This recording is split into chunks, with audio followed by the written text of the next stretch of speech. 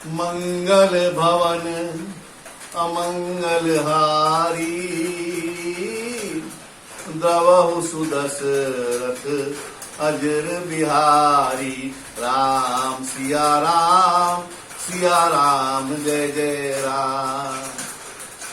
बोलो सब मिलके अवध बिहारी, और राम राज्य की करो तैयारी। राम सिया राम जय जय राम। जय श्री राम। दोस्तों, आज हिंदुस्तान के आधुनिक इतिहास में ही नहीं, मैं कहता हूं कि कलयुग से अब तक के इतिहास का सबसे पावन दिन। क्यों? क्योंकि आज कण कण में, रोम रोम में बसने वाले राम का मंदिर का शिलान्यास हुआ है। देखिए, सब लोग जानते हैं, पूरा शायद आप सब जानते हैं कि अगर जो राम सेतु के पत्थर मिले और भी जो कार्बन डेटिंग से डाटा मिलता है कि राम का अस्तित्व करीब 7-7,500 साल पहले, और उसके बाद 5,000 साल तक हिंदुइज्म के अलावा कोई दूसरा धर्म हिंदू दुनिया में नहीं था। और करीब 2,000-2,500 साल पहले मुस्लिम कल्चर आया, मुस्लिम धर्म आया। तो इसका एक मतलब तो है कि जो हिंदू सभ्यता थी या हिंदू धर्म को फॉलो करने वाले थे, किसी कारणवश उन्होंने एक दूसरे पूजा पद्धति को अपनाया।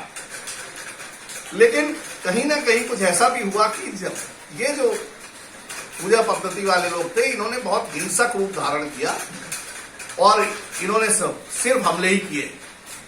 पहले आप देखिए खिलजी और ये और वो, बट हम लोग आज बाबर से बात करेंगे। बाबर एक आया आक्रांता की तरह हिंदुस्तान में, और उसने देखा कि यहाँ पे आक्रांता की तरह आके वो यहाँ बस गया।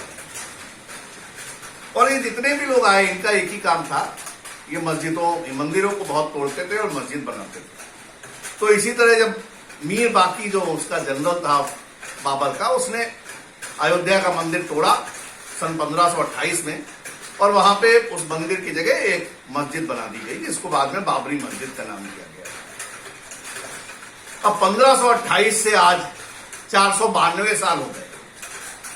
तो 492 साल तक वो मंदिर अपनी शक्ल लेने के लिए इंतजार कर रहा था, जो आज हुआ।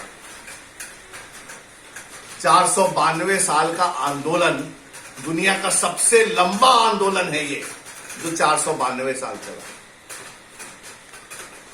और फिर ये मामला कोर्ट में गया अंग्रेजों के जमाने में, और 130 साल तक ये मामला कोर्ट में चला। अगेन इतिहास का, दुनिया के इतिहास का सबसे लंबा कोर्ट केस है ये, और जो चला। और देखिए, अंग्रेज तो हमेशा डिवाइड एंड रूल करते थे, लेकिन उसके बाद जब आधुनिक भारत में सरकार बनी, तो उसने भी हमेशा डिवाइड एंड रूल और सेक्युलरिज्म का एक चोंगा लगा के खेल खेला, और 60 साल तक तो सुनवाई ही नहीं होने दी। और जब सुनवाई हुई तो कहा दिया कि सुनवाई नहीं करना, इससे एक पार्टी को फायदा होगा। और राम कौन है? राम तो काल्पनिक व्यक्ति थे, इनके लिए सुनवाई क्या करने की जरूरत है? और तमाम इस तरह के बयान दिए गए, जो मतलब नाकारा लोग ही दे सकते हैं। आज सुप्रीम कोर्ट के डिसीजन के बाद, 130 साल के ऐतिहासिक डिसीजन के बाद, और 492 साल के ऐतिहासिक मूवमेंट के बाद, भव्य राम मंदिर का शिलान्यास मोदी जी ने किया। हालांकि इसमें बहुत से कारसेवक, जिनको गोली लगी, जिन्होंने लाठी खाई, उनका योगदान है। अडवाणी जी की रथ यात्रा जो सोमनाथ से निकली, उसका योगदान है। और मैं कहता हूं कि सबसे पहले फैजाबाद के कलेक्टर, जिनको नेहरू जी ने चिट्ठी लिखी थी कि आप वहां से मूर्तियां हटवा दें, और उन्होंने मना कर दिया था मूर्तियां हटवाने से, उनका भी बहुत बड़ा योगदान। और उसके बाद आज सबको, दुनिया को मालूम है क्या क्या राजनीति हुई। लेकिन बहुत बढ़िया आज बात है, क्या है कि जो लोग कल तक राम को काल्पनिक बताते थे, आज वो सब कह रहे हैं राम के गुण गा रहे हैं। इसको कहते हैं अच्छे दिन।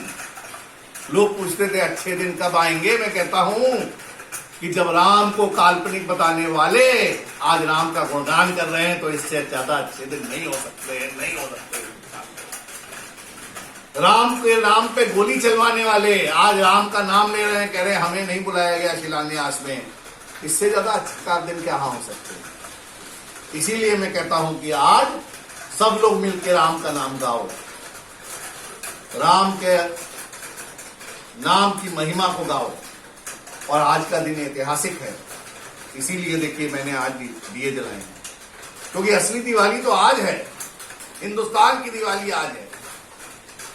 हर घर में आज दिए जलाना चाहिए, क्योंकि दिया जला के हम श्री राम का स्वागत कर रहे हैं। राम जो हमारे रोम रोम में है, राम जो कण कण में है। राम का नाम बच्चा पैदा होता है तब भी लिया जाता है कि राम की कृपा से बच्चा हुआ है। राम का नाम आम बोलचाल में नमस्कार के लिए ले जाता है कि राम राम भैया।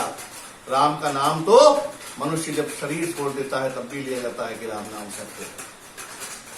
तो राम के नाम के अलावा कुछ भी शाश्वत नहीं है, और जिसने राम का नाम लिया वही तीनों लोकों में शाश्वत रहेगा।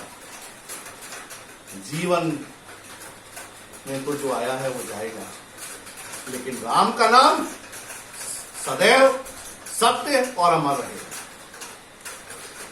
हर हिंदुस्तानी, मुझे लगता है कुछ हैं यहाँ पे हिंदुस्तान में, देखिए हमेशा से ऐसे लोग रहे जो काल्पनिक राम को बताते थे, जो कहते थे कोर्ट में कुछ मत करिए, ऐसा नहीं करिए, वैसा नहीं करिए। आज उनके मुंह पे तमाचा पड़ गया है, और वो सब श्रेय लेने के लिए लगा, अरे हमारे प्रधानमंत्री ने किया था। अरे भैया, तुम लोग को इतना 60 साल तक जजमेंट को रोकते रहे, 60 साल तक सुनवाई को रोकते रहे। नहीं भाई साहब, सुनवाई नहीं करने देंगे।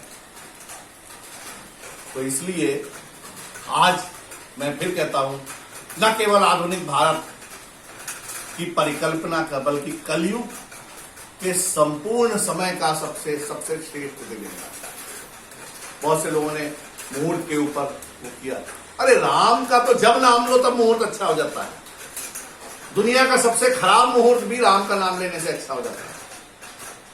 राम तो वो है, परम शक्ति है, परमात्मा है, और जिसकी आत्मा ने उस परमात्मा को अपने अंदर समाहित कर लिया, वही शाश्वत जीवन में मोक्ष की प्राप्ति कर सकता है।